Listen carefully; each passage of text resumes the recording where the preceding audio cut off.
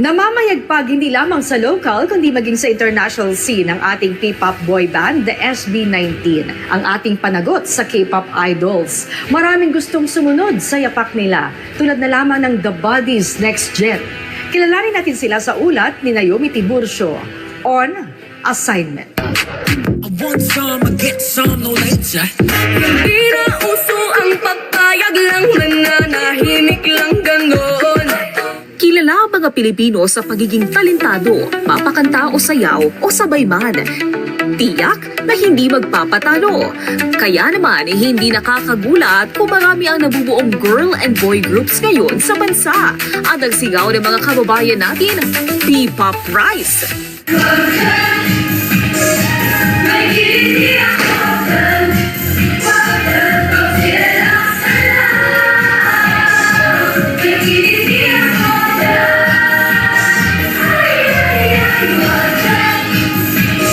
Isa nga sa mga nagpapakilala ngayon na all-female group, ang The Buddies Next Gen na na-launch lang nitong March 2025 sa ilalim ng Water Plus Productions. Binubuo sila ng 9 na miyembrong edad 18 hanggang 21. Hi, I'm Buddy Selena.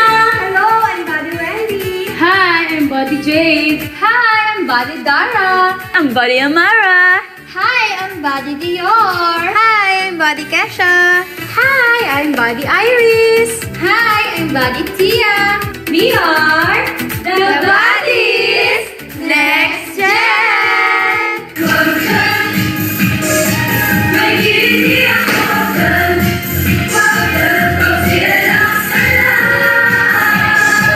Yung songs po namin, hindi lang po siya all about the genre pop.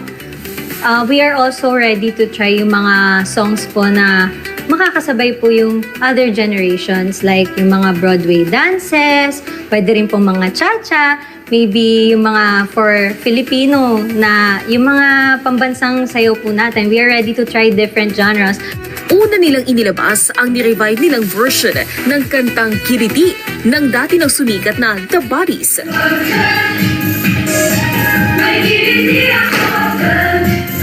Pero kung nakilala ang original The Buddies bilang sexy girl group na may catchy songs, may nilinaw naman ang grupong The Buddies Next Gen.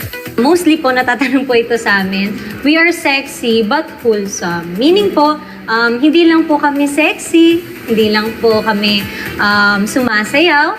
We are also, for other generations, we have different talents. We can showcase our talents, not just by being sexy. Yung pagiging sexy po namin, inisip po namin, it's one of our fortes eh. I mean, one of our assets.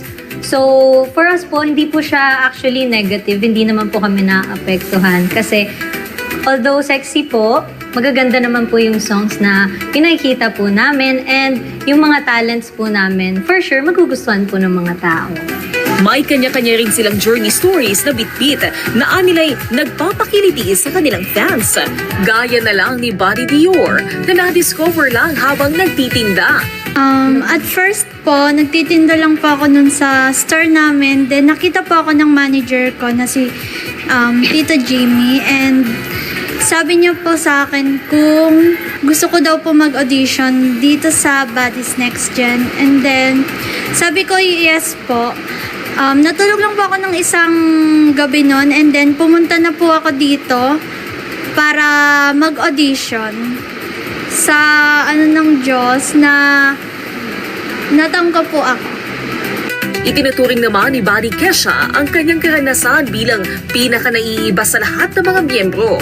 Kung ang karamihan daw kasi sa kanila ay nagsimula at dinala ng kanilang handler, siya naman ay naengganyo ng kanyang kaibigan na si Selena na mag-audition. Selena and I, we've been friends for way back pa po dahil sa TikTok, since nagti-TikTok po siya and nagti-TikTok din po ako. Doon po kami nagkakilala and sa dancing po. One day, she messaged me po on my Facebook account. Tinanong niya po ako if interested daw po ba akong mag-audition since it's an opportunity na minsan lang mabibigay sa isang tao. And hindi po ako nag-hesitate that time. Doon po nag-start yung journey ko na maging Buddies Next Gen. Natatangi rin ang ganda ng bawat isa sa kanila, kaya marami ang nagtatanong kung may iba ba silang lahi bukod sa pagiging Pinoy. At ang kakaibang kwento riyan, ang isa nilang miyembro na si Buddy Amara ay may hindi lang isa, hindi lang dalawa, kundi 5 lahi. Ako po ay may lahing, of course, Filipino po, Japanese, Chinese, Norwegian, and Castilla po. Habang sina Buddy Dara naman ay half Filipino and half German. At si Buddy Tia ay isang Filipino-Japanese. Kung ikukumpara din sa iba ng mga kilalang grupo, ibinahagi ng The Buddies na wala pa silang kinikilalang position sa ngayon, gaya ng leader, lead vocalist at lead dancer. Pero nang tanungin naman kung sino ang kanilang iniidolo, proud naman nilang sinabi ang grupong Bini! Bini po talaga. at fan din daw sila ng SB19. Bukod po sa pagkanta, their talents, the way they make people happy by performing, talaga pong gusto po naming ma-achieve yun. Bilang isang fan din po, na-inspire po kami sa kanila. Sa ngayon, patuloy pa rin ang kanilang pagdaan sa mga training kada weekends. Lalo't may nakamba rin silang mga song release at projects ngayong taon. Gaya na lang ng kantang Paasa ngayong Mayo. Puro ka na lang paasa, Mr. Paasa. Anilay, isang sakripisyo, lalo na't lahat sila ay kasalukuyan pa rin nag-aaral. Ang sacrifice po na nagawa namin is, namin dalawa is, hindi po kami nakaakyat ng stage. Pero okay lang po yun na we gave letters naman po to our teachers and pumayag naman po sila dahil naiintindihan naman po nila yung situation namin. And after po nung mangyari na yun, ang plans na lang po namin is mag-online po or modular para hindi po maging hectic yung schedule namin. As of ngayon po, yun po yung parang problem ko po since sobrang hectic talaga. And ito po kasi yung dream ko nandito na. Kumbaga, i-pursue ko na lang po. So, binabala ko po na mag-online na lang, online class, in order to be more focused po dito sa training namin. Kailangan mo po talagang pumili kasi I believe na hindi talaga kayang makuha yung dalawang gusto mo and at the same time, yun. Kwento nga rin ng grupo, si Buddy Kesha ang maituturing na pinaka-academically inclined sa kanilang lahat, lalo't ang unique sa kanya, itinuturing niyang stress reliever ang pag-aaral. Yes po, ako po. I'm part of scholarship program po sa Lyceum of the Philippines, University Cavite po. And I'm a tourism student, which I really love. Kaya po, yung yung pag-aaral po, ginagawa ko po siyang stress reliever.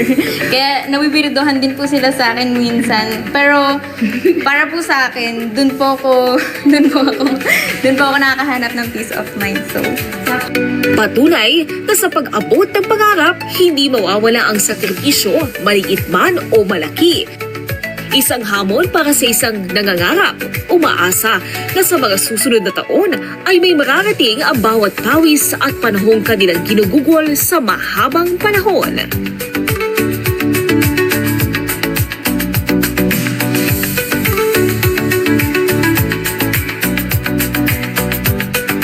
At bagaman kabi-kabila rin ang mga pag-usbong ng mga pop groups sa ngayon, nananatili pa rin positibo ang grupo. Of course, there will be more competition and it may give us more pressure, but at the same time, to be able to inspire other people to do the same as well is actually heartwarming po. To be able to see other people motivated po na to challenge themselves, to see them thrive, and to be the inspiration po para sa kanila, nakaka-honor po talaga siya. So, ina-encourage din po namin ang ibang tao na gawin din po nila yung best po nila to achieve their dreams po. Katunayan, pinaghahandaan rin nila ngayon ang kanilang projects. We'll be having a show at Viva Cafe on May 31 at 9 p.m. At of course, meron po kaming launch sa Okada, May 17 po. Abangan niyo po kami dyan. Isa lang ang The Body's Next Gen sa bilang ng mga sing and dance group sa Pilipinas.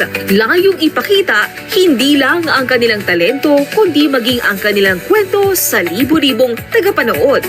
Susunod sa On Assignment.